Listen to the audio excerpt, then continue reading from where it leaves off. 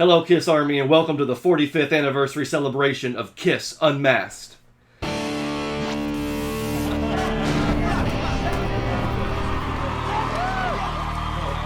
Hello, everyone. Welcome to the Kiss Army Things podcast. This is episode 140. My name is Xander. My name is Daphne. And today's episode is going to be all about Kiss's 8th studio album, Kiss Unmasked. We are coming up on the anniversary, the 45th anniversary, since its release. I think this is the first major album anniversary of 2025. Is it really? I'm pretty sure. I know we have a couple later in the year.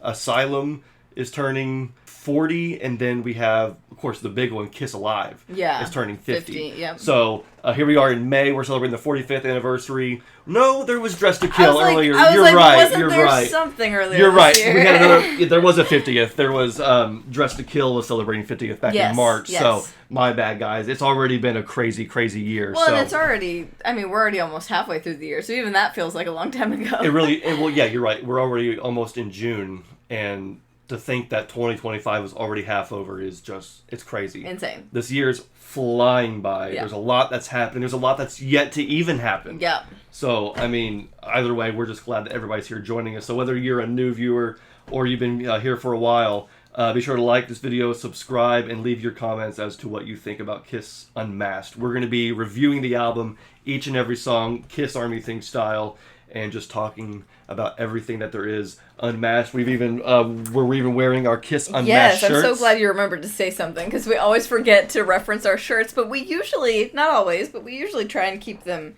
somewhat on theme to the episode if we can. Yes, and this one I've had for well over a decade now. I got it when it first came out. You'll notice that this one actually has Eric Carr on the shirt. Yeah. You can see him right there. He's a little faded. But he's there. But he is there. He is wearing his Fox makeup. On the shirts you see nowadays, like on Kiss Online, you'll notice that Eric Carr's been blacked out, which I'm assuming has to do with rights. It does. They don't hate Eric Carr. They're not like against Eric Carr. It's just that for the merchandise, they're not able to print Eric's face. Yeah. But this one, or they just don't want to pay for it. This one, for whatever reason, they were. And I'm trying to think of what it was. Maybe it was like just the person who owned the photograph used the photograph on the shirt, because the KOL shirt is a design. This one is just photographic, but it's still really sweet. Yeah. And then yours is also photographic too. Yeah, and I think this might be my only one that has Eric on it as well. We only have a couple that have him in makeup that are official. Yeah, I think it is. I was trying to think if there was something else, but I mean, I think I do have a Creatures of the Night album cover shirt. Yes, that is true. I never wear it though, because as cool as it is, it's one of those weird t-shirts where the graphic is like way too low. Yeah. And it just looks weird. It looks weird. So this is the only one I wear, but I love this one. Is there a year on that? I don't think so. I don't think so, for sure. It's really cool though. Yeah, I love it. When did you get that one? Where did you get that one? Because you bought this for me. I did. You gave it to me on the show. I was going to say, I know last year. Yeah. I know we opened it on the show, but I couldn't remember, so I got that for you. Good job, sometime Xander. last year. Awesome, very Love cool. it.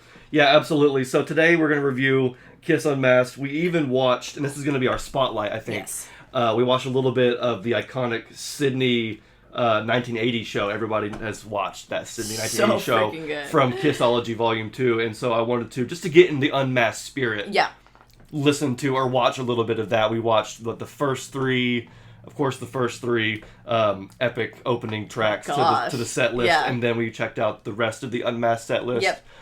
But yeah, so I know, it's iconic to me, but like, what do you think about this Kiss Unmasked live? It's freaking awesome. I don't even know what to say. Like, it was so good. Like, obviously this is starting the era where they're speeding things up, like even the classic 70s songs, but it really was not like to the extreme just yet, I don't think. We thought it was, because at first I had the video in 1.25 speed, and so I was like, wow, this is really kicking into high gear, and then I had to realize, oh, wait a minute, the last video I watched it in 1.25 speed, so I had to readjust it. Yeah, it was Detroit Rock City, and I was like, wow, this is like actually way faster. This is like Asylum fast. Yeah, exactly, or faster than that. I was like, what is going on? And he's like, wait, hold on. We're going too fast. Yeah, but the first opening three, Detroit Rock City, Cold Gin, Strutter. Yep. Everybody knows about Paul Stanley's vocals on that, just the way he changed the melody. Detroit Rock City, that has to be one of my favorite versions. Absolutely. Like you're saying, that change in the melody and the verses just gets me every time. Yeah, absolutely. That's blown out microphone. Of course, their outfits look great. They're in high energy. Hysteria is in full form right now. And Australia is going nuts for them. Its popularity's died in the U.S. I mean, they didn't even tour in the U.S. for this. They did one show. Gosh, what a shame. That was July 25th. That was at the Palladium in New York to debut Eric Carr, which was cool. Right. That was in, everybody's home city. Yeah. Everybody from Kiss almost is from New York. So it was a Palladium show on home turf. But yeah, every other show was overseas in Europe or in Australia. In Australia, could not get enough of Kiss. I mean, we were watching the drum solo, and they were already shouting Eric, Eric, like it was like he's been in the band the whole time. And he's brand new. And you know that, I mean, we all know it's Paul Caravello. That's the real guy underneath. But now having become the Fox, Eric Carr, as the new drummer in Kiss, you have to feel good at being well received like that. And you can see it on his face. I was going to say, he looked so confident and just on top of the world. Yeah. And so cool. In his drumming performance, I mean, which we all know, but it's always good to go back and just reaffirm how awesome Kiss is and how awesome Kiss is live. I'll never get enough of just sitting back and watching my favorite band play my favorite songs. Yeah. From any era. Was it Cold Gin that he was doing some just crazy weird stuff on the drums? Cold Gin, he was at a lot of really cool drums, and everything. I mean, even Black Diamond, he was spicing it up. Every song, I felt like he was trying to spice it up, which exactly is what you want. Yeah. So he was bringing the heat, and I think what really stood out to me this time was the actual songs from Unmasked. Yeah. Because when I first got this DVD, Kissology Volume 2, all I wanted to hear was the songs that I knew. Right. So those first three have always been classic Detroit Rock City, Cold Gin, Strutter. Of course. Love those songs, love those versions. I never cared about the songs Talk to Me, Is That You, Shandi. Yeah. Never watched them, never cared about them, would always skip them because, again, I always wanted to hear just the songs that I knew. Yeah. And it's funny because nowadays, I only want to hear the songs that you never hear live. 100%. You know, I still love Detroit Rock City. And I still love Strutter and Cold Gin. But wait, whoa. We have pro shot footage of Talk to Me. Yeah. We have pro shot footage of Is That You. We have pro shot footage of Shandi. Like, okay, give me that. Absolutely. And Talk to Me, I think, was the one that for us really stood out the most because, I'll be honest, Talk to Me isn't my favorite song off the album. But this was a really, really good live version of that song. Yeah, just watching it live made me appreciate the song even more. I mean, too. Throughout listening to it multiple times the last 2 days, I've already come to appreciate it more, and we'll talk about that later, but watching it live was so good. Ace was fantastic. Their harmonies, we couldn't stop talking about that. We had to pause it for a 5-minute conversation about just the 4-part harmonies that they were doing. It was like, the fact that they were all 4 singing, oh my gosh, it was just so good. It was so good. Yeah, and I mean, the band was a little disjointed at this time, we all know. Yeah. Peter's not in the band, they're getting a new drummer. Ace is starting to feel a little alienated. Obviously, stylistically, Kiss has kind of completely gone away from their hard rock roots, and they're kind of spreading their wings and branching off into other genres that the majority of, especially the US-based Kiss Army, is not for. Right. So, I mean, it is what it is. Artists grow, they change, but they're still writing great stuff, performing great stuff, and playing great stuff, and you can still hear it and see it in their live performances, even though those albums, Dynasty, Unmasked, even The Elder, big difference stylistically, but live, Kiss is Kiss. Absolutely. I don't care who's in the band. I don't care what costumes they're wearing. I don't care what year it is. I don't care what the stage show looks like. If Kiss is on stage, Kiss is on stage, and they're taking over. And I love when Paul, even during one of the banters, was like, I think by the end of the night, we're going to tear Sydney down to the ground. And the whole crowd's like, yes, Paul, destroy us. You know, it's not the Destroyer tour, but who cares? It's, it's like that. So, Shandi was fun to hear. And I feel like we're just going to go ahead and let's just segue into our album review now. Because we loved watching Is That You from the live show. Well, Is That You is the first song off this album. What a great album opener. Great album opener, even though it's not a Kiss song. I know. I every time I listen to this, I forget that it's a cover. And it's so interesting to me. Yeah, me too. And I don't even know when I found out that this was not a Kiss cover. It must have been, because I bought, let's see, Kissology Volume 2 came out in 2007, so I bought it in 07, 08. Probably got Unmasked finally in 2009, 2010, 2011 at the latest. So it was probably another 5+ years before I even knew that Gerard McMahon was the original songwriter. And I don't know Gerard McMahon outside of this context. I just know that he was a singer and a songwriter, and was looking to, start producing and writing his own music. And then I guess his manager was looking for a producer and had considered Vinny Poncia, who was the producer for Unmasked and Dynasty. And then because of that, Vinny had heard some of Gerard's material and was like, let me show some of this to Kiss, I guess. And Kiss and Paul especially, when he heard this song, was like, you know what? I think we could take that and we could make that our own and put that on the album. I mean, it sounds like a song that Paul would have written. It really, really does. It really does. And that's the crazy thing about it. Now, we know that this is not the first time Kiss has done this. People are like, oh, what, Kiss can't write their own songs? No, they absolutely can. They usually do. But even on Destroyer, we know that King of the Nighttime World, that was written by Kim Fowley, you know. So, obviously, it's okay. And Kiss in Time, that was a cover, Then She Kissed Me? Then She Kissed Me was a cover, So it seems like almost on every Kiss album, every other Kiss album, you get, just on Dynasty, you had 2000 Man. Yeah. So here is the cover, not really a cover because it was never released, but... So we've talked about this before, but I don't remember. So his version never came out, is that correct? I don't know. I know it was a demo. Okay. There was a demo recorded, and we've heard the demo. It's just been a while. I thought so. And the demo was longer than what the final Kiss track ended up being. There was a third verse that got completely omitted, and then there was some words that were changed. Like I know the part where it says, Paul says something in your rage, get off your stage or whatever. That lyric was originally go back to your cage. Okay. And it was changed to get off your stage. So there was a little bit of rewriting going on. But so it was written by Gerard and demoed. I don't think he had an original version or an official version come out. Yeah.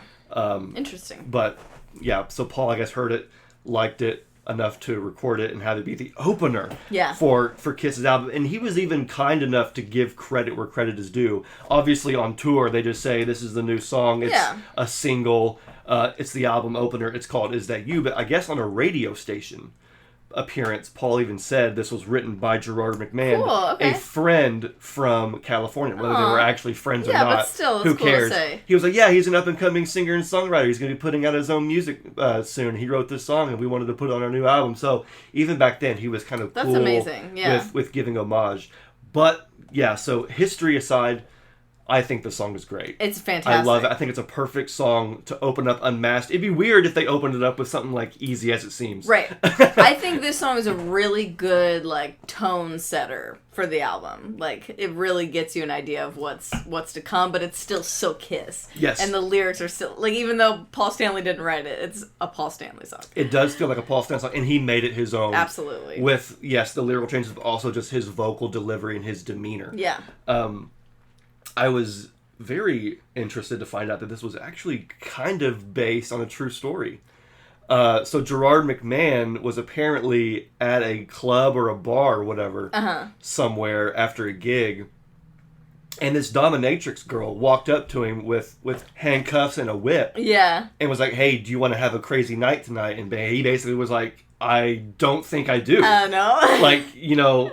Get off your stage or whatever. Go back to your cage or whatever, So the song, when you listen to the lyrics, it's about a dominatrix girl, whatever. And so here he is having this experience where he said instead of having the experience itself, he thought that it would be better to create a fantasy out of it. Yes, let your imagination run wild with it. And plus, in the lyrics, there's cheap, 17 and trashed out. Yeah. He doesn't know this girl and how old she is, and he's not going to find out, so he's not even going to put himself in that position. It's almost like the protagonist of the song, because this is a made-up scenario, might also be super young, because they're talking about with my teacher after school. Being in high school, you know what I mean? So it kind of feels like they're both in high school. Yeah, maybe they're just writing for a teenage audience. But he was like, so instead I sent her on her way and then went and wrote the lyrics. Yeah, okay, I love that. And it became the song, and so I don't know if Paul and Kiss knew that, but it was something though. It was something that Gerard ended up explaining at some point later on. So I was like, okay, that's cool. So I never knew that. So there's a little bit of a true story to that, real life story, and then also in real life it was released as a single. It was the 4th single from the album, but released only in the Netherlands, and it didn't chart. What? So. Only in the Netherlands? Some of these singles from this album weren't released in the States because there there wasn't interest in there this. was deemed no market for it. And it was just, Kiss was kind of past their popularity in the States. And so, having found new worldwide fame, obviously a few years ago in Japan, 77, now you have Australia in 1980. They loved it. Who cares? The States, that was fine. There's always going to be new things happening over there, but we're going to enjoy fame over here. And so it seemed like Australia was going through their 1977, where it was Kiss craze everywhere. You can't turn a corner. I love that. And now Australia is kind of experiencing that too. There's some great footage of Kiss arriving in Australia, waving to the crowd, and there's just a sea of people flooding the streets with makeup, and it's like, that must have felt pretty good, being like, man, we kind of, we're not really hitting it off in the States anymore, but only to go somewhere else and be like, oh, it's just now catching on over here. Yeah. So you get to kind of re-experience that all over again. Right, and even if the U.S. doesn't get this album, yet, it's cool to know that other people in other countries do. Yeah. I don't know why this was only released in the Netherlands. I didn't get any information on why it was only released there, but it didn't chart, so it is what it is, but I think it's a great song. Perfect song to open up 100%. Kiss's album, followed by Shandi, which, as we know, would also be a single that was released off of the album. But yeah, Shandi is a song that when I first heard it, I really didn't care for it. Yeah. Because it wasn't the high energy rocker. It felt like a sappy ballad that I didn't want to listen to. Obviously, as the years go on, it grows on you, and you start to appreciate things for what they are as opposed to what they need to be. Right. Yeah. So yeah, Shandi definitely has grown on me, and I really love this music video. We didn't really watch this video. I've seen it though. You've seen it though? I have seen it though. Yeah. Great. Yeah.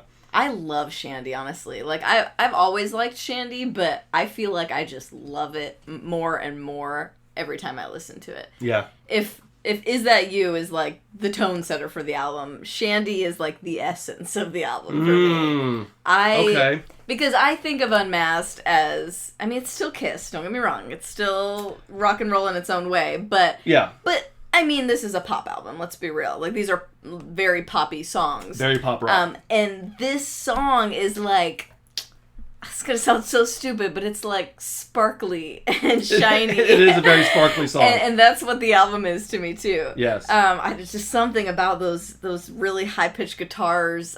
It's just so, I don't know. It's magical. Pretty. I love it. It sounds pretty, and this is obviously something that most Kiss fans weren't looking forward to in 1980. And I understand. But that's one of the things that I love about you and I and this podcast is that we don't have any predisposition for what Kiss should be or whatever. It's about what Kiss is. Yeah. And that's what we appreciate is what Kiss is. Now, obviously we've talked about how at this point in the band things are a little weird. And they have been since the solo albums. When the solo albums came out, it was very evident that Kiss was able to just...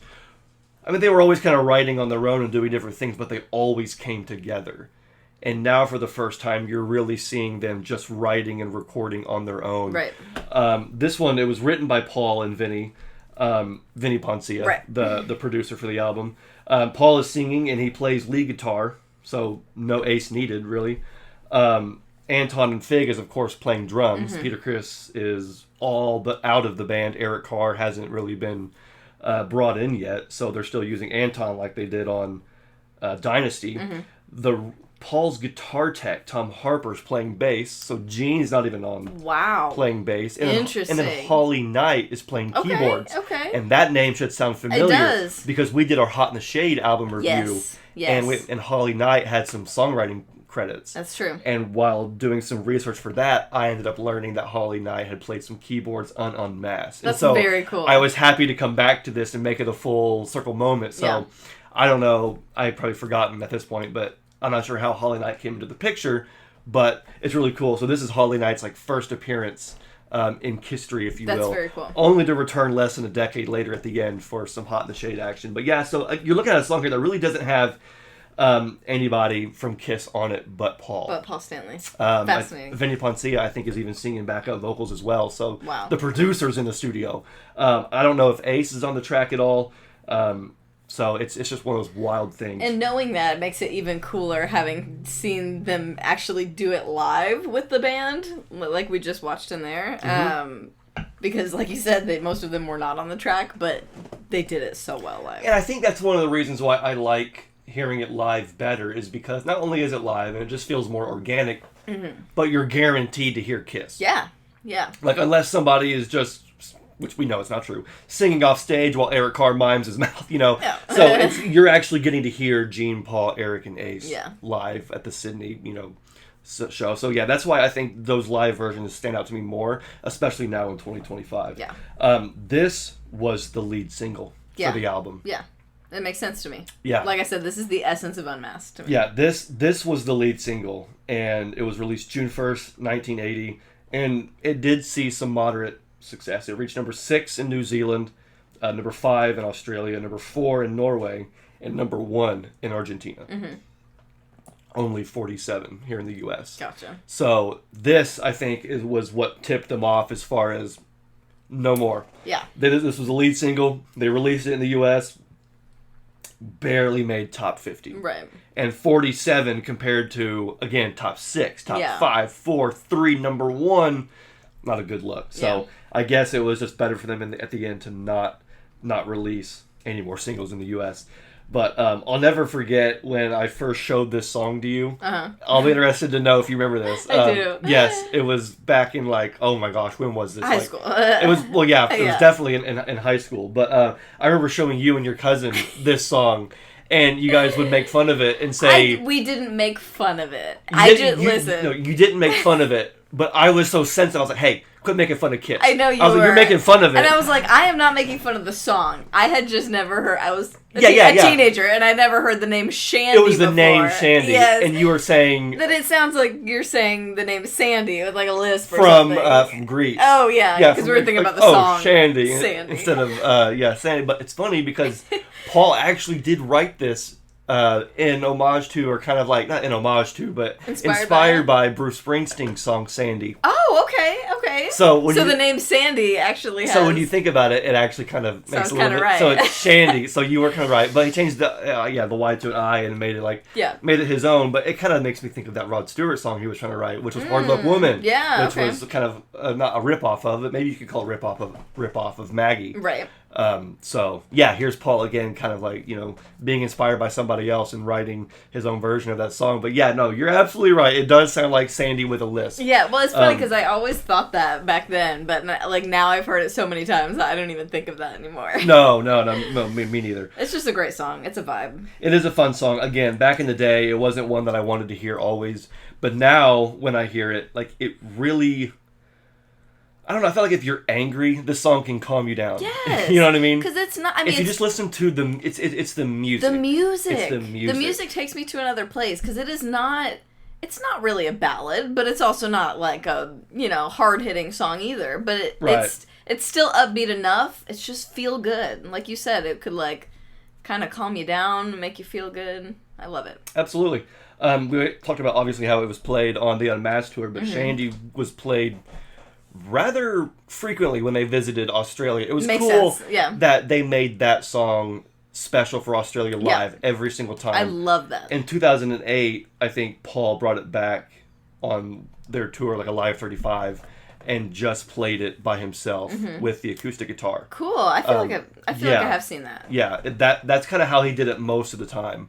Was the rest of the band would kind of go backstage, take a break, and it would just be Paul in the crowd with a spotlight and an acoustic guitar. One guitar, wow. And he would just sing it with the crowd, and not even always the full song. He would just kind of do a piece of it to get the crowd kind of singing along. Yeah. And then it would die down. And what he did really special in 2013 when they visited Australia was he dedicated it to Shandi Blackburn, who was just a normal woman in Australia who was murdered a few weeks before the show, who had bought tickets to the show and would have been seeing Kiss basically front row and center at this. And her name was Shandi? And her name was Shandi. Now, it was spelled differently. But who cares? But her name was Shandi. She was... That's so sad. A citizen of Australia, and she was a Kiss fan who had tickets to the show, who unfortunately just was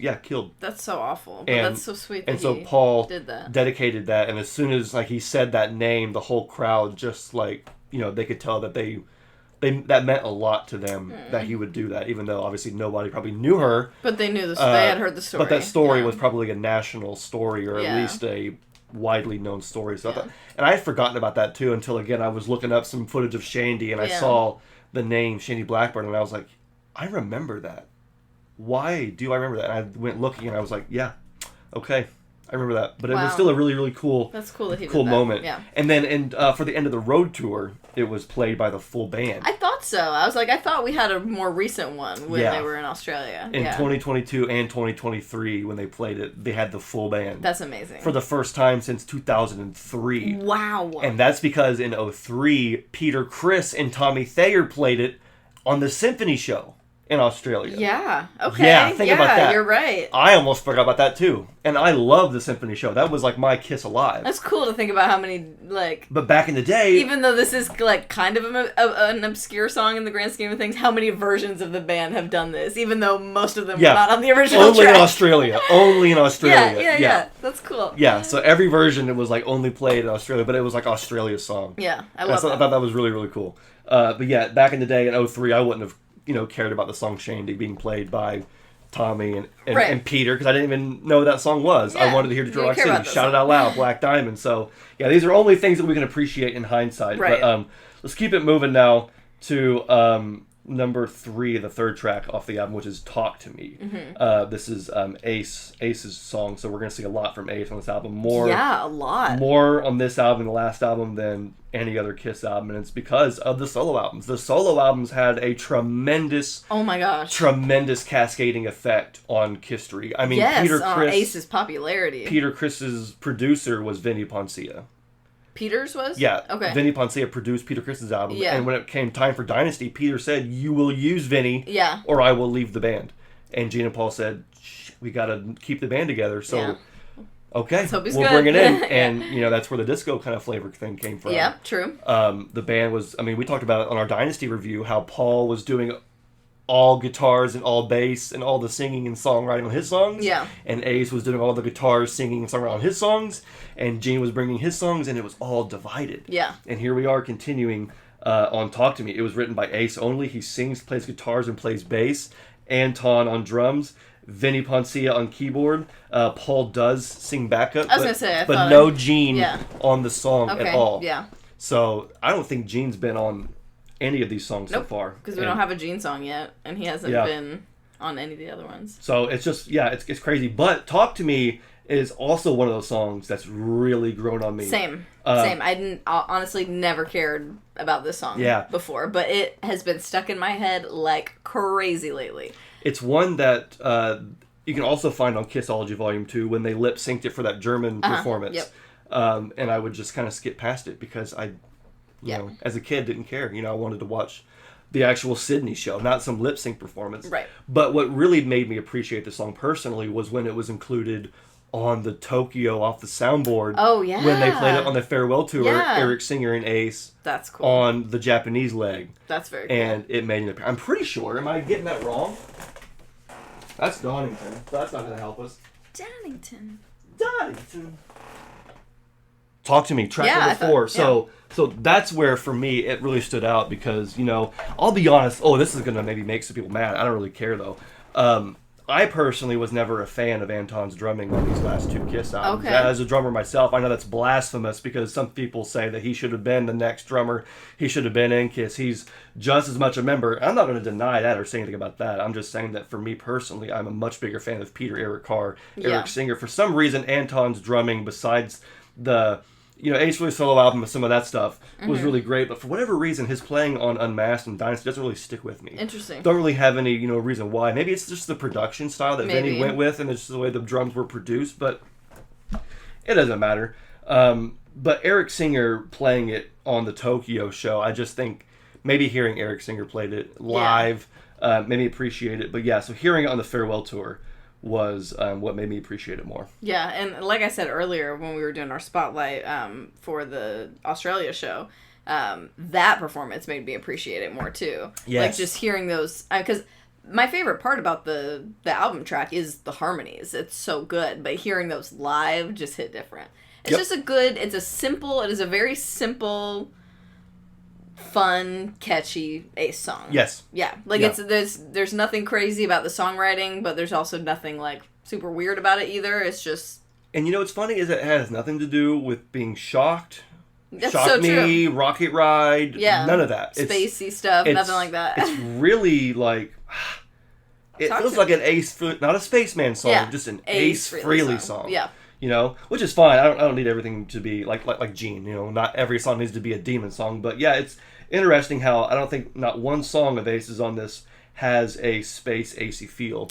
But yeah, it is a fun. What are you gonna say, Torpedo Girl kind of? No, not at all. I was gonna say you're right, and also, unless I'm missing something, I don't think there's a Gene song that's like demon-y either. Not really. Which, I mean, really. It makes sense, because this is a very poppy album. It wouldn't have really worked. But yeah. It's kind of wild, because you're right. They're not like abandoning their characters, but they're also like stripping away some of those core things that we think of. Like, Gene still spit blood on the tour. We saw that. Yeah, you know. they're even on some masks, they're still in makeup. And even when they were performing She's So European on that lip sync, Gene's still acting very demonic. You know, even so though it doesn't really work with the song. A little disconnected, and they're in full superhero mode too. They've got capes and everything. Like, there's a Marvel Kiss is in full swing now. There's a lot happening. Marvel in this era. Kiss is in full swing. They even debuted Eric Carr on that show, Kids Are Us Too, or something like that, or Kids Are People Too. Kids Are People Too. Yeah, that show, which was kind of odd because Kiss, you know, that kind of solidified Kiss being a kiddie band. Yeah, now. they start marketing to children when they were always kind of like... It's really wild when you think about Kiss and how they started marketing to younger people as the decade went on. Yeah. It was always your 18 and up crowd in the beginning playing clubs and things like that, and then you had your teenagers in high school. Yeah. And then you have your middle school, elementary school kids, and now it's your children. Yeah. You know, it's all of those people's kids and younger brothers and sisters now. Yeah. And it's like a kiddie band. So interesting. It's very weird. But yeah, they did debut Eric on that show.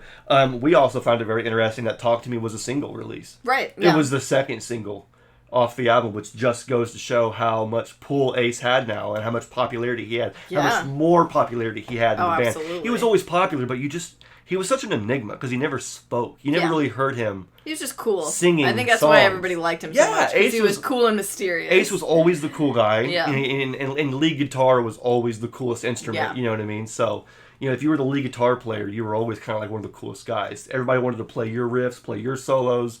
But now everybody wants to hear and sing your songs. So Ace was really like, you know, gaining some really big star power. So yeah, second single released only outside the U.S. Right. Here we go. They're not releasing singles in the U.S. anymore. Came out August 24th, and the only position it reached was of significant notice was number 10 in Switzerland. So not terrible. It did get top 40 in Australia, Germany, and Netherlands.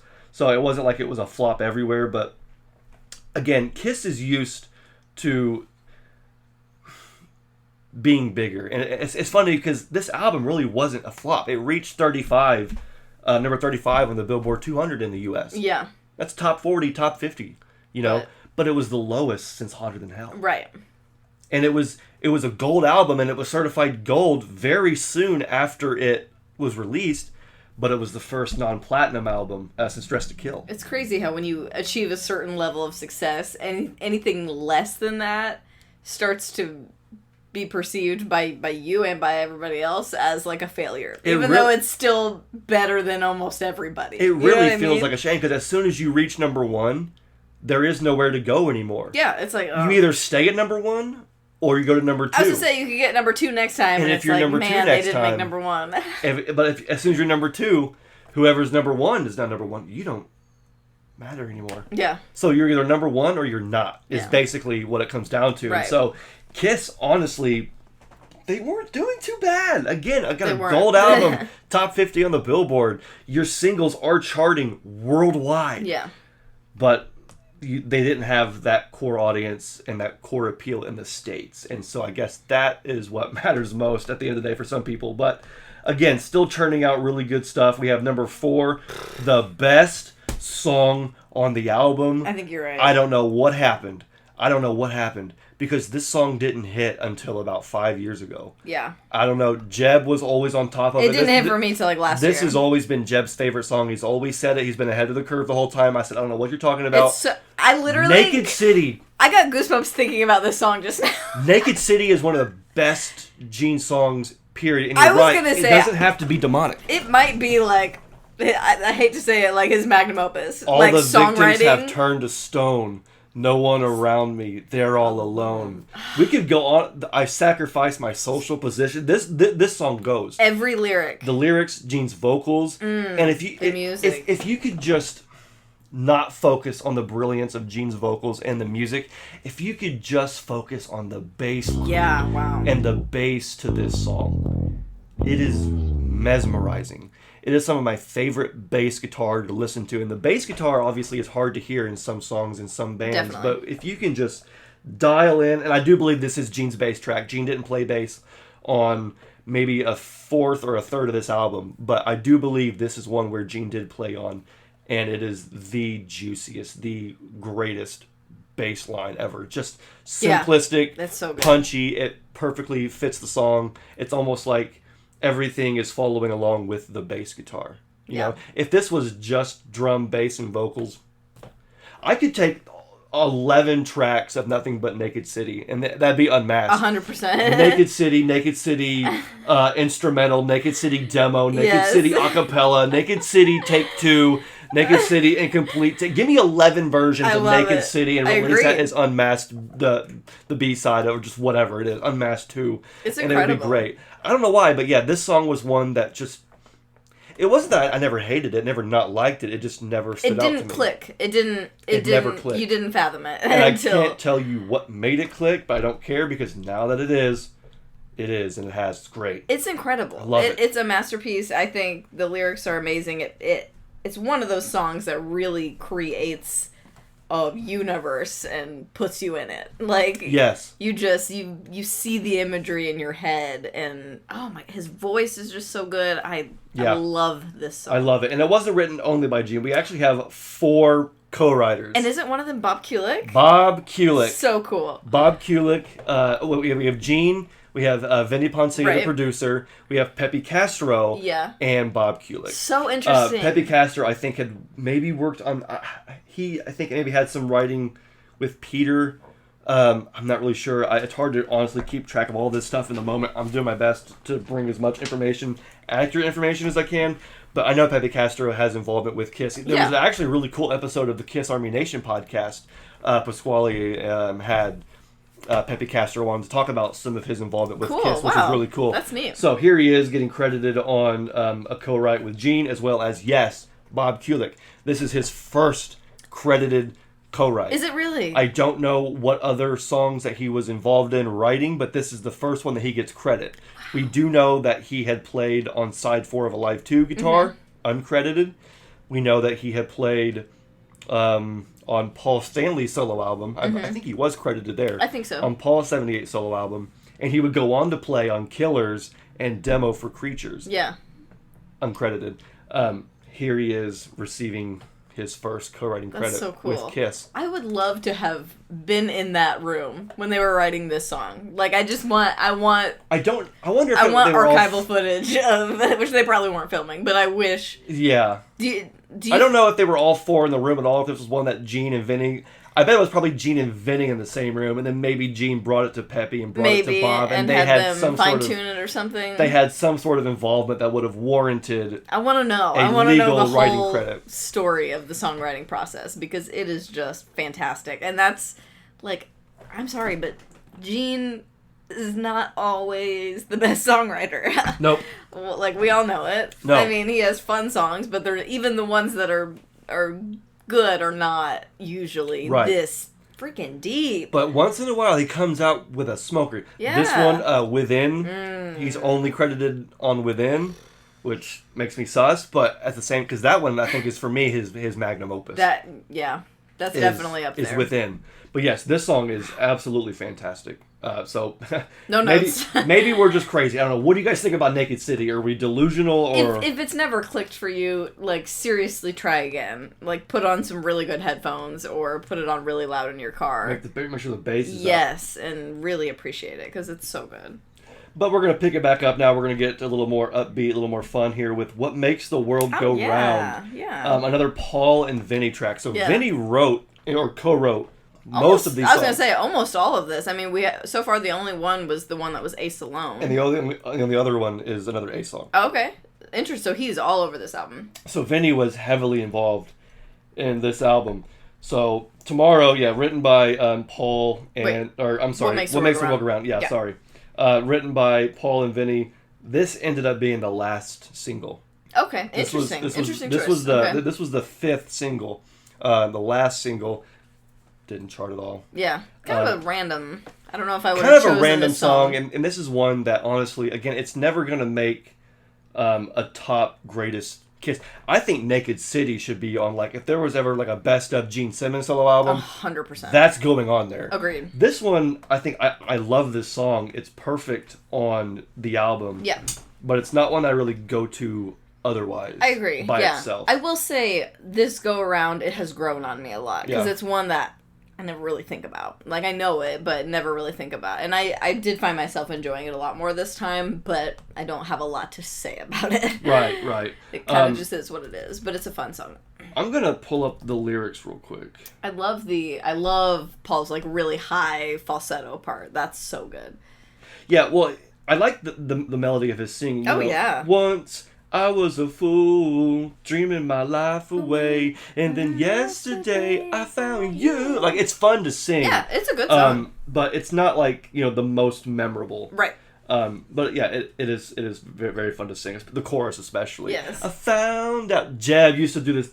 I don't know if this is going to be embarrassing to him or not, but when we were younger, he used to do this thing. And he would do it just to make me laugh. Because he knew it was funny. Yeah. But when this song came on, because obviously, again, this is not what you think of when you think of Kiss. Right, When you think of Kiss, you're thinking, like, shout out loud, in your face, high energy rock and roll. Yeah. So Jeb would always do this little, like, hand jive. Oh, yeah. I remember. Yes.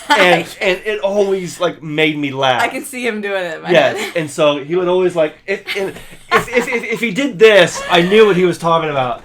And it would just make me laugh. Now, what's the song on the album that has the clap? Hold on. Why can't I think of it? We were just listening to it. I think it's the next one. I think it's Tomorrow. Is it Tomorrow? We're gonna fall in love. Yes, I think it's Tomorrow. I'm not sure. I think it's Tomorrow. So let's go ahead and move into Tomorrow now, because Tomorrow is one that I think is a little bit better than What Makes the World Go Round. It's just as fun to sing. And I wonder if that, like, because I love Tomorrow, and I always have. And so I wonder if its placement so close to What Makes the World Go Round on the album is why I never really appreciated What Makes the World Go Round. For sure. It's unfair. I might enjoy it while I'm listening to it, but then I forget about it immediately because Tomorrow is so freaking good. Yeah, Tomorrow, I think, is one of the... This is one of my favorites. The better obscure songs. Yes. Obviously, Talk to Me, Shandi. Yeah. Those ones are the better amazing. ones. But songs like, What Makes the World Go Round and Tomorrow, you forget that they were singles. Yeah. This was also a single. This was the third single. Okay. Released in November 1980. So this was right before they're going to Sydney, Australia. Yeah. Only charted in Germany at number 70. So it wasn't a huge hit at all. Number 70, that was it. Paul does play bass in the track, which I found interesting. Cool, so, that is interesting. Another Gene-less bass track. But again, it's Paul. Paul and Vinny wrote the song. Paul's singing, he's playing bass, he's doing rhythm, whatever. So, they're just kind of doing things as they need to. But as far as, like, singability goes, Tomorrow is one of the fun ones. The chorus is huge. Tomorrow! And then, it goes up and then it falls over. It's so fun. I love how it falls over, yeah. And it does have the... You're right. I'm hearing it now. That clap. It makes me think of Friends. The clap in Friends. Yes. It's not the same, but you only hear that clap in Friends once. Yep. This clap only appears in this song once. Oh, you're right. Okay. And it's so random. There was actually one time. It was you, Jeb, and I. Your cousin, same one from earlier. Yeah. And then Holly, another friend of ours. Yeah. And maybe even somebody else. I'm not sure, but we were all went to like Applebee's or whatever. Yeah. And then on the way home, we listened to Unmasked in the car. Wow. And since Jeb and I are kind of like the biggest kid, we're in the front seat jamming out to the album. Everybody else is in the back kind of talking their own thing. Yeah. When that clap part came on, Jeb and I said, everybody shut up. Everybody be quiet. And everyone's like, what's going on? And then we went... That's hilarious. And everybody started laughing. The whole car... I remember that day, but not that moment. That's so good. The whole car started laughing. So that's like always one of my favorite memories I love it. But just, I don't know, it's a fun song. Again, not your most Kiss song, but I still love it. I love it. It's very fun. It's one of my favorite songs. One of my favorite Paul songs. It's one of the most fun songs on the album, just like number 7, Two Sides of the Coin. This is the second offering by Ace. Written by Ace. He sings, he plays all guitars, he plays the bass. It's a Ace and Anton mess around. Yeah. And as we all know, Anton was the drummer on Ace's solo album. So just one more example of how the solo albums really affected history in a very big way. In just 2 years, 78 to 80, those solo albums had like the biggest effect on Kiss. But Two Sides of the Coin is one of those songs where, again, back in the day, I wouldn't have really cared for it. But now I just appreciate it for being a fun song. I will say it's one of the least memorable songs on the album for me. Agreed. Just because nothing about it is really memorable. I should say memorable, but it doesn't just like stick with you and grab you as much. Right. But whenever you're in the moment on the album, I can't skip it. No, it fits well in its spot on the album. It is a really fun song, and it has grown on me over the years, but I would say it's probably my least favorite Ace track of the album. Yeah. Because the other ones I do quite like, especially, being somebody that doesn't always gravitate towards the Ace songs. Right. So yeah, this one, it is really fun, and it's fun to sing along to. The lyrics are kind of stupid. Don't really make any wait sense. for the lyrics. You look about stupid lyrics. We'll get to the next song. Oh, I can't wait. I can't wait either. That one's almost stupid to a level that I really enjoy. Me too. This one's like middle of the road stupid. This one's like middle of the road stupid. I love that. I love that terminology. Almost makes sense. Yeah. But not quite. I will say my favorite part about it is right before it's after the second chorus, like, choose one, and then I will say you get some really cool drum fills. Is he's just trying to decide between two women? Is that what I'm understanding? I think he's saying... so, like, vague. I think he's saying the women need to choose. What? I could be wrong. Oh, I don't get that at all. Let me pull the lyrics up. No, you're right. Yeah. Two sides of the coin to choose from. Yeah, you're right, yeah. I think he has Which one do I choose? You're right. right. Yeah, two sides of the coin. Let me pull the lyrics up here. There's a lyric I need to read from maybe the second verse. Here we go. Okay, here we go. Verse 2. I'd like to say a word or two about the women we all seem to know. They're all around us. They're everywhere. You meet them this place, and then meet them there. That is so Dr. Seuss. I was about to say that. I was about to say, okay, Dr. Seuss. Just the way that rhymes. That is funny. And, you've just said nothing. You want to say something about women. You meet them here, you meet them there. Okay. I'd like to say a word or two about the women we all seem to know. They're all around us. They're everywhere. Well, I mean, it's true, though. The women are all around us. They're everywhere. You're going to meet them here, or you're going to meet them there. I guess. You've said everything and nothing all at once. Exactly. That is middle of the road stupid. Then you decide to pick a mate. Yeah, because you're tired of all of those dates. All of those dates. Yeah. So he needs time to use his mind, make up his mind. Which one to find. Two sides of the coin to choose from. Rhymed mind with mind. Yeah, I'm getting weary. Which one should I choose? I need time. Weary. Choose one. Yeah, so... It's silly, but it is fun. It is silly, it's fun. I'm roasting it, but I do love it. Oh, yeah, no, again, it's funny to, roast it in the... But when it's on your CD player, when it's on turntable, it's... Two sides of the coin. You're into it, into it. It's fun.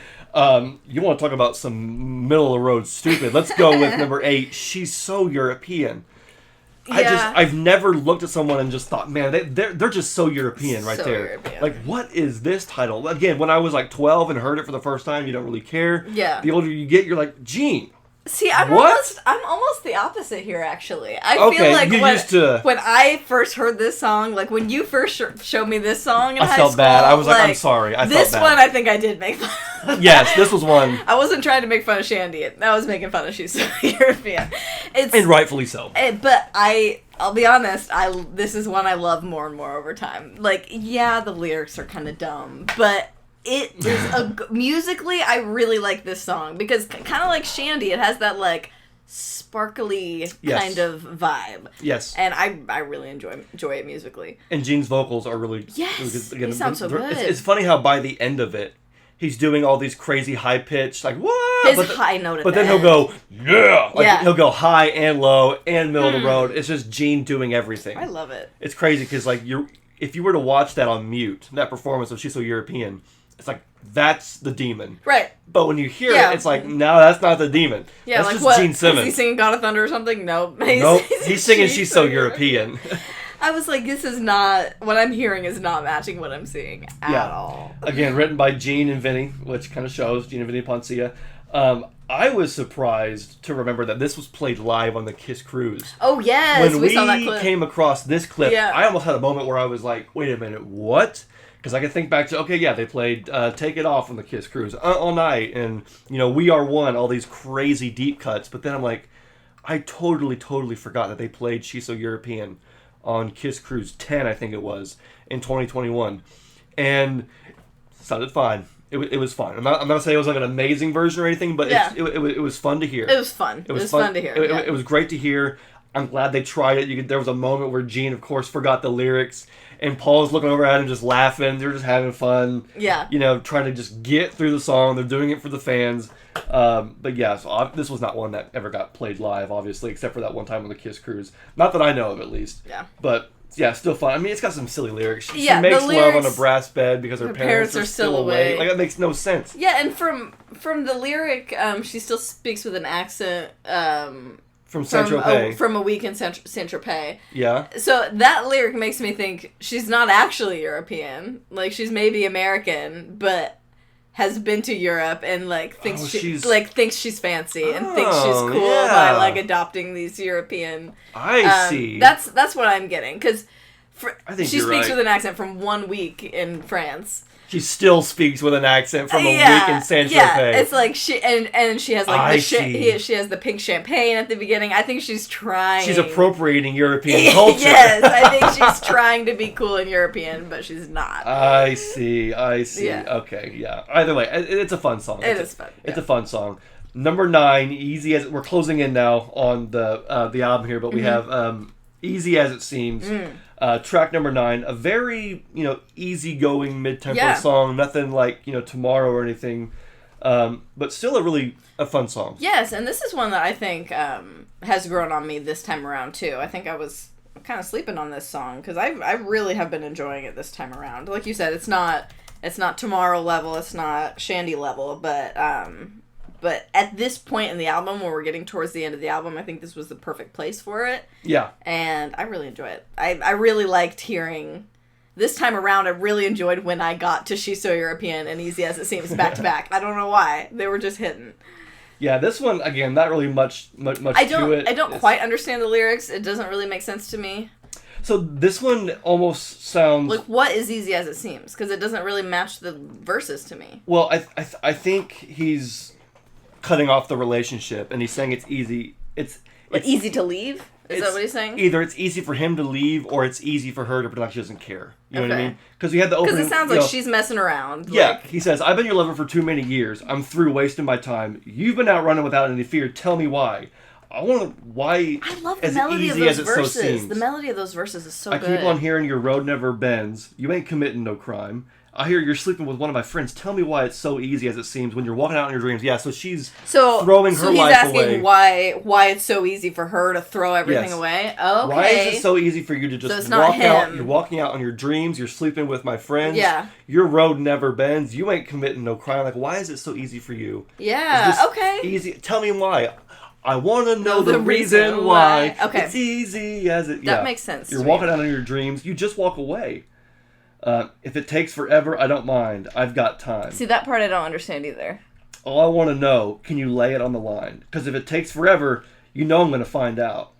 Yeah, so I lay it on. I guess it's saying, are you with me? Or are you not? Right. It's like he's kind of still giving her a chance almost. Yeah. I mean, you want to explain? I'll give you time. Yeah. I'm here to explain, but if you're just going to, then I'm not going to. Okay. It's kind of cool because usually Kiss is like more like love songs, and this is more of like a Rocky Road kind of song, like relationship wise, like kind of middle of the road, like are we, aren't we? Yeah, kind of interesting. I really like it. It's grown on me a lot this time around. Paul's involvement very heavy. Obviously, he wrote it. He's singing it. He's playing bass. It's his guitar solo. So, Paul Stanley kind of leading the way on that one, with Ace leading the way on Torpedo Girl, the greatest song in all of history. Lyrically, it's everything you would want. We'll talk about the music in a second, but go ahead and pull up those lyrics. I need to talk about the lyrics. All right, here we go. Because, I mean, for the most part, I mean, this is a fun song to listen to. It really is. It might be stupid, but it's very, like, summery and, like Beach Boys kind of vibe. Yes. But the lyrics... So, it's funny because there are hardly any lyrics to it. Yeah, that's true. There's very, very little lyrics, but what I want to know is where does the opening sound effect come from? Yeah. Because this album... Not a concept album. Right. There's no sound effects. There's no story. Yeah. And all of a sudden, you have like a torpedo, like machinery, like military. Yeah, and somebody on a radio saying, battle stations, torpedo. Yeah. Man, it's like, what? Like, I want to know, like, did they get that audio clip from somewhere, or was it recorded for this? Whose voice is that? Yep. I would love to know that. That's a great question. If anybody knows, let us know. But yes, lyrics. I thought I'd go out and take a swim today.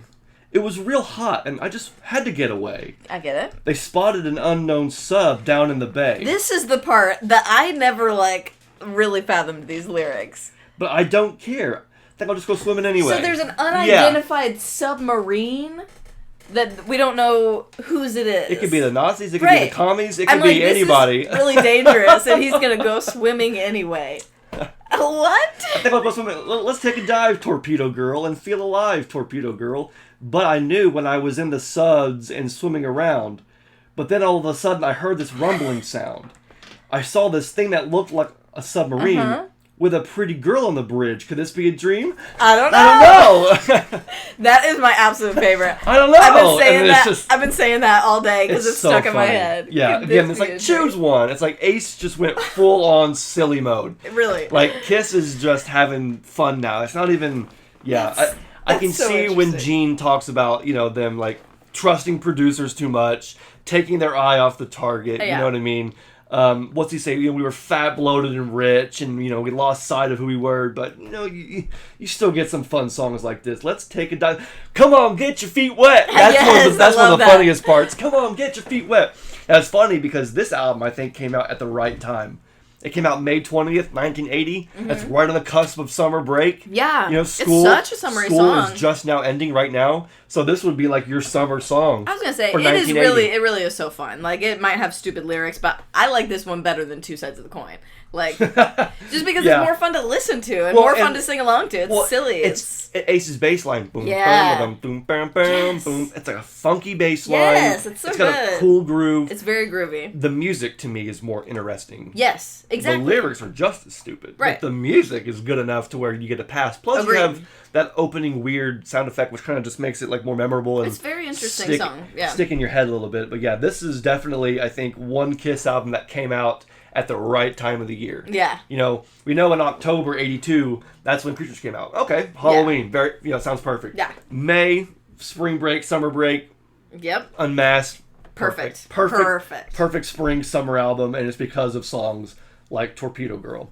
And we have our last and final song, the album closer, You're All That I Want, which was written by Gene and Vinny. So Torpedo Girl was written by Ace and Vinny. That's the only song that Vinny helped Ace co-write, or at least was credited. So, so Ace had 2 solo co-writes. The rest of the tracks were co-written with Vinny, who again was obviously heavily involved.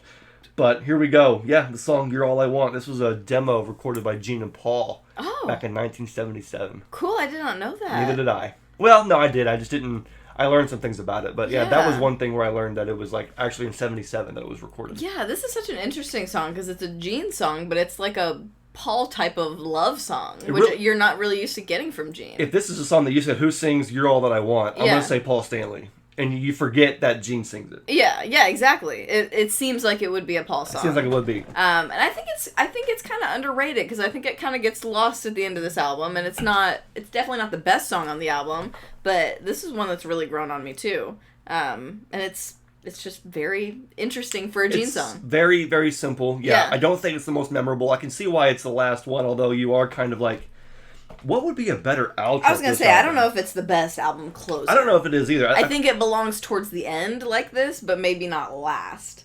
But what would be last? Torpedo Girl? Just to send you off on a wild ride like that? I don't know.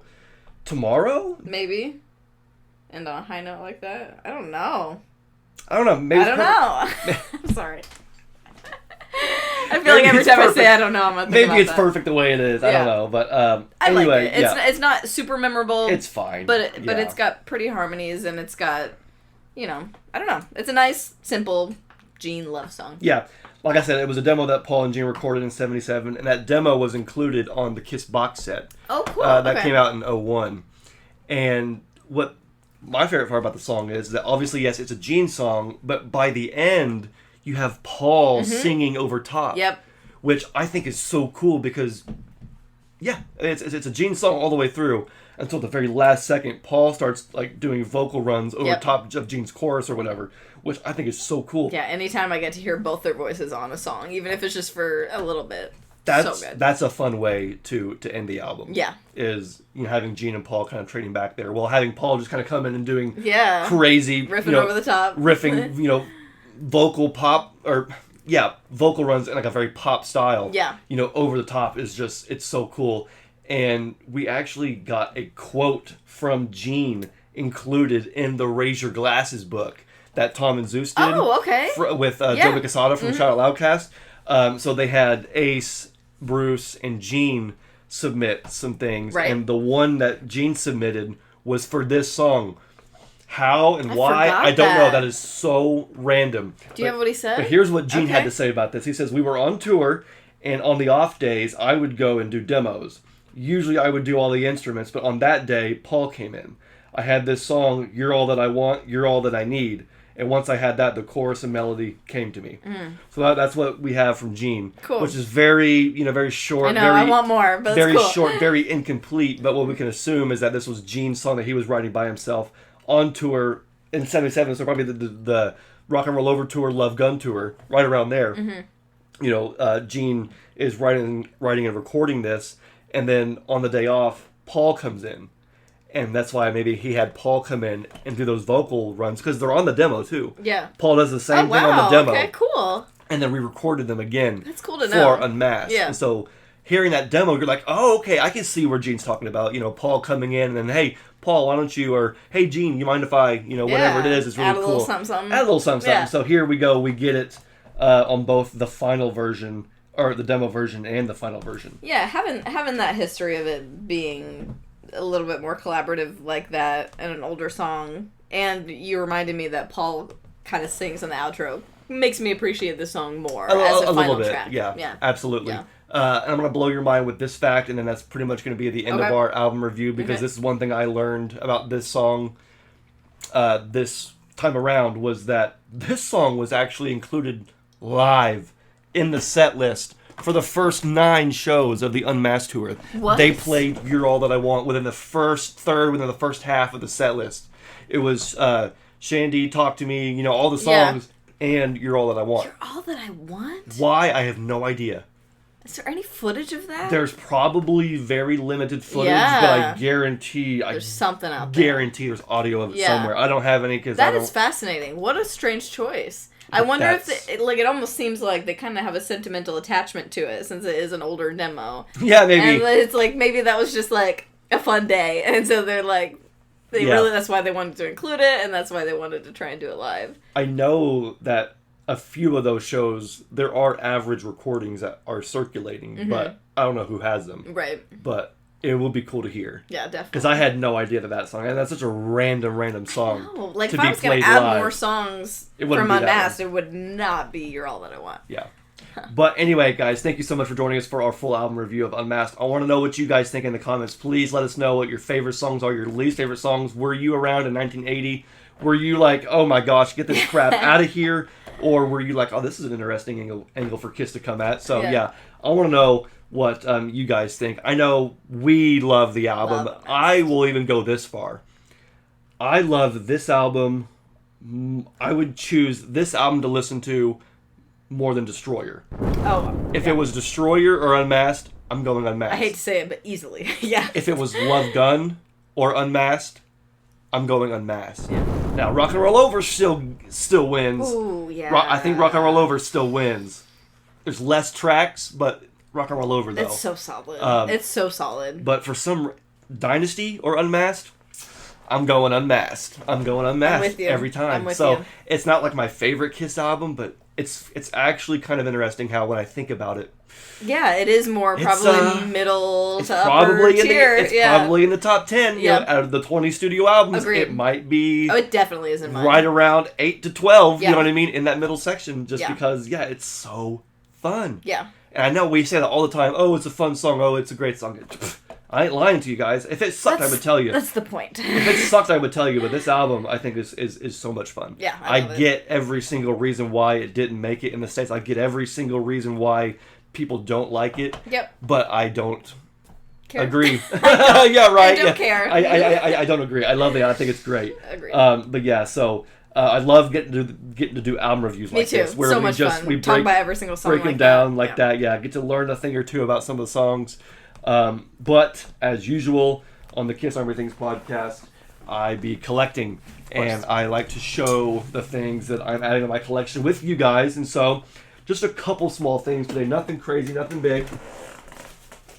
But I do want to share these things. So I'm gonna let you choose. Which one should I open first? Not that it matters, but like I'm just gonna have it.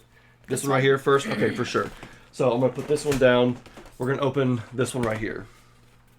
Do you know what it looks like? Just based on it's a ticket. You assumed correctly. Yeah. So I've been trying to. Now I need a knife. No, I can use my thumbnail. I can use my thumbnail. It's not too bad. Yeah, here we go. So, yes, you did assume correctly. This is a Kiss ticket. This is an unused ticket. You can see that it's not torn off. It has not been torn off. So interesting. Either I don't know how that's possible. Maybe they.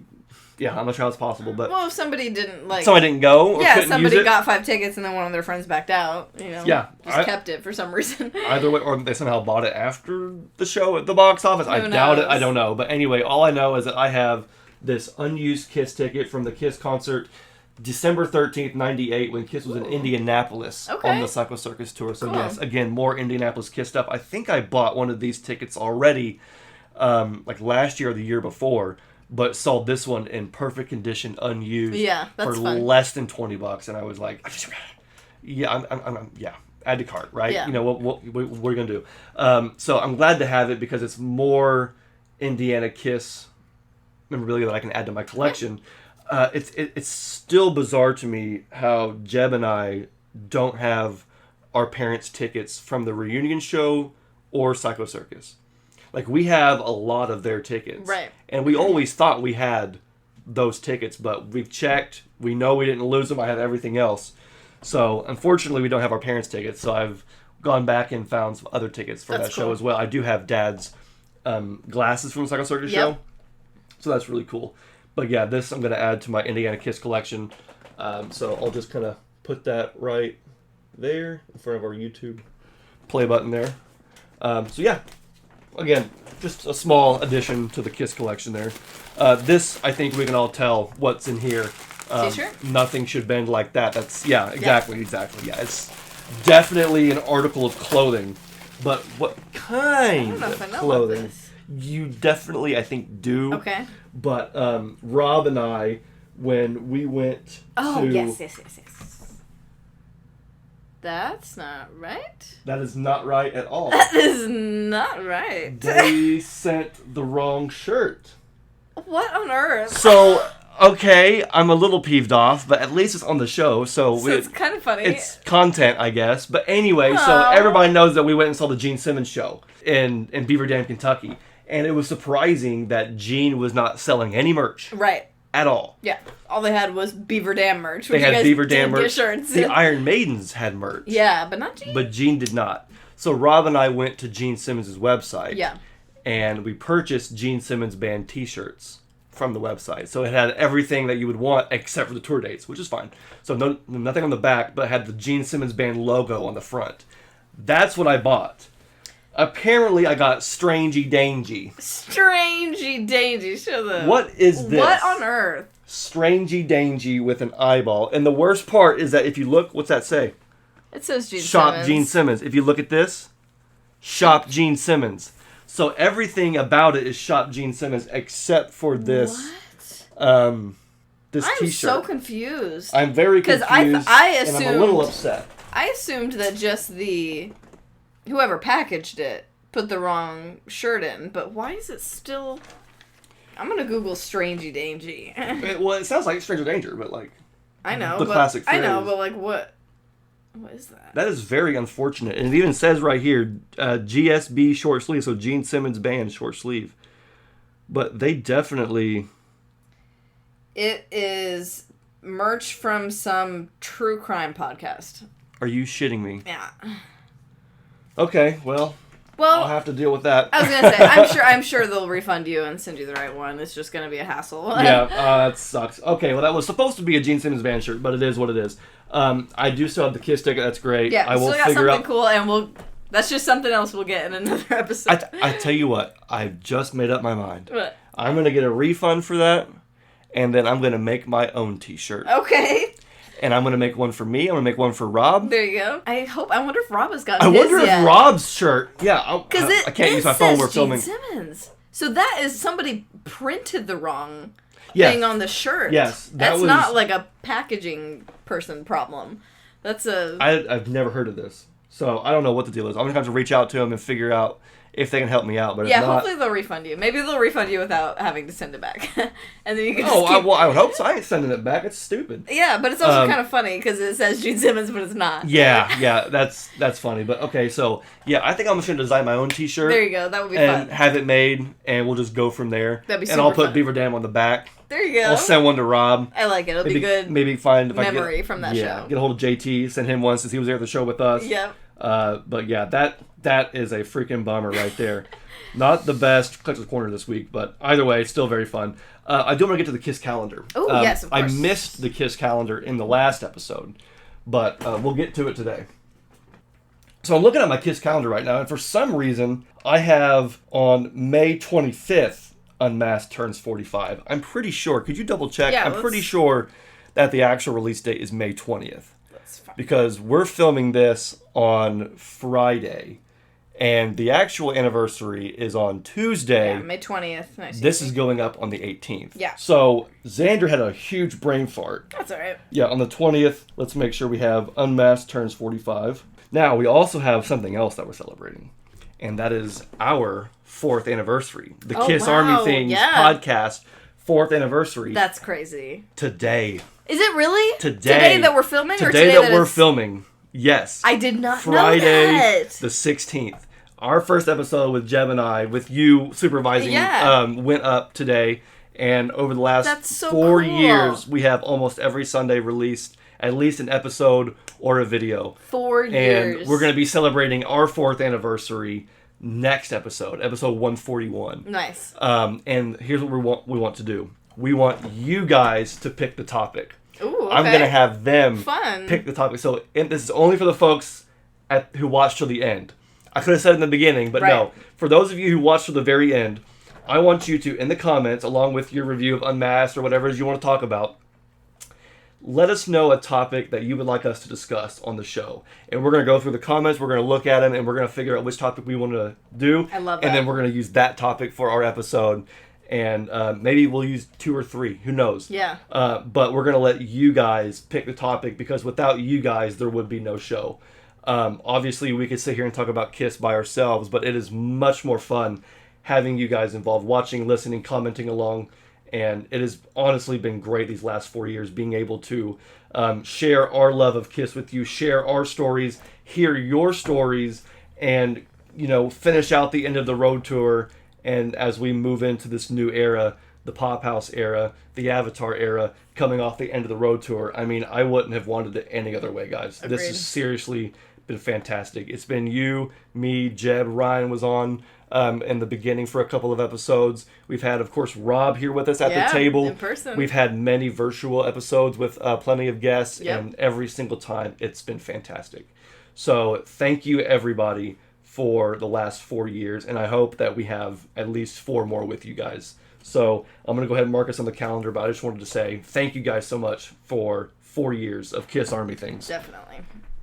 Alrighty, and I think that's going to wrap it up for today's episode 140. So thank you guys so much for joining us. I cannot wait to see what you guys come up with for next episode's topic. I'm really looking forward to it. So As always, it's really great to be here talking Kiss with you guys. Be sure to like this video, subscribe here on YouTube. I want to give an extra special shout out to all of our Patreon subscribers. We even have some new Patreon subscribers. So thank you to everybody who is joining the fun over there. Now is the perfect time to join because I've been uploading a lot of really cool content. We have the Ace show and the Ace vlog, the Gene show and the Gene vlog. I also did a really cool 10th anniversary compilation of the Kiss Expo in 2015. Yes, I love that. That was our very first YouTube video. Yeah, it's that true. Went up back in 2015, 10 years ago. So tiny little GoPro cameras. Little bitty GoPro camera, yeah. So it's crazy, man. I mean, we've been having so much fun for so long that it's just... the fun never ends, and so I'm glad that so many of you in the Kiss Army would want to join in and share that. So if you want to, you can become a Patreon subscriber over there. We're uploading all kinds of content all the time, special behind the scenes, exclusive content that you won't find here on YouTube. And then we also have our special Kiss Army Things newsletter that we upload once a month, full of awesome activities. And this month was the Unmasked Word Scramble. Oh, I love that. That's so cool. Yeah, I had an unmasked word scramble that I created for everybody that had some pretty good feedback on. So thank you guys for that. But yes, thank you to our Patreon subscribers. Thank you to our YouTube subscribers. If you follow on Facebook, Instagram, we really do appreciate it, guys. We're going to go ahead and get out of here. And we'll see you next time when we celebrate 4 years of the Kiss Army Things podcast by reading your comments and looking at your topics. So yes, definitely comment below. We'll see you then. This is in episode 140. My name is Xander. My name is Daphne. Peace out. Rock on.